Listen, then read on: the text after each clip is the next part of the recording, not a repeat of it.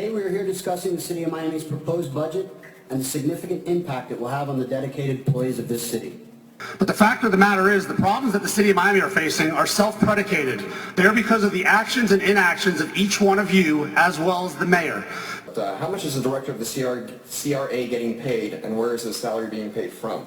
Simultaneously to these proposals, you, the commissioners, are proposing salary increases to some of your favorite employees.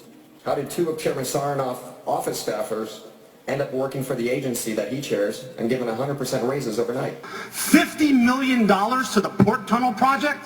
You sit up there with the audacity to propose an executive package containing a pay plan worth $210,000, Who officially hired them and with whose approval?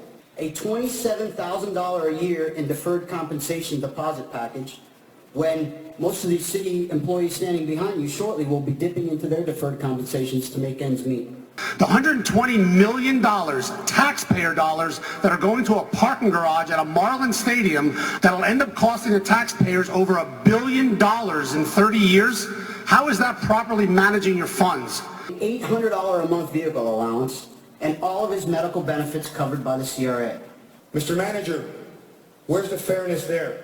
How about the money for the Performing Arts Center? I believe there's a $15 million payment due this year. We sit up here and we talk about fiscal responsibility, yet you yourself, Chairman Sarnoff, cannot balance your own office budget.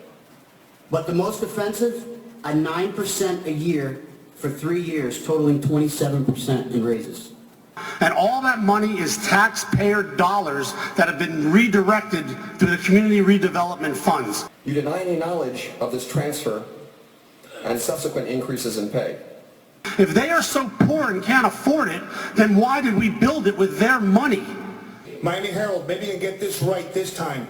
The pay cuts are between 18 and 28%. And that's because you created a smokescreen so the truth about what you guys are doing with the money wouldn't come out. So as I see it, that makes you one of two things. Either an inept manager or a liar. Which one is it?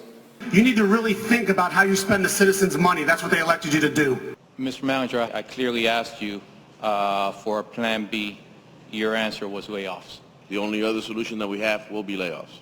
No plan B? Are you kidding me? You know what happens if we don't have a plan B? Thank you. Citizens die. What I caution you is be careful. Don't sell your soul to the devil. You're a man of God. And I equate Commissioner Sarnoff All right, to that you don't analogy. want to be removed.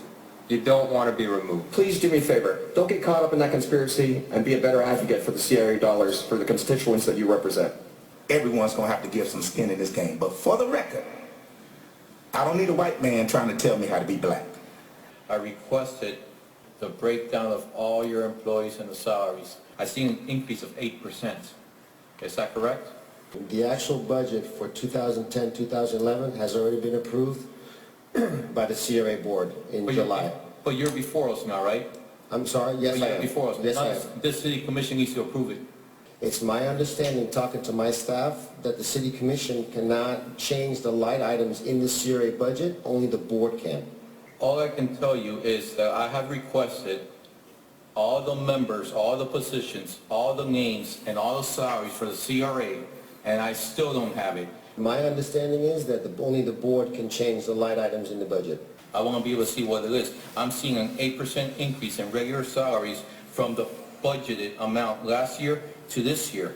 And I want to know what's that increase about? Who's getting increased? The increase of 8% that is before you is the anticipation of the additional hires, is my understanding from talking to my finance director, and the compensation packages might be mine in the future. Mr. Bockwit, things about fairness have been misrepresented, especially with the CRA.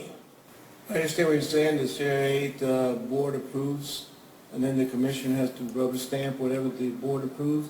But at the same time, the board has not approved a lot of the contracts, and the board can request what the commissioners, the vice chairman is requesting at this time. So I want you to understand that at the board level, we can request all that information. I really resent the fact that you think I am going to rubber stamp this.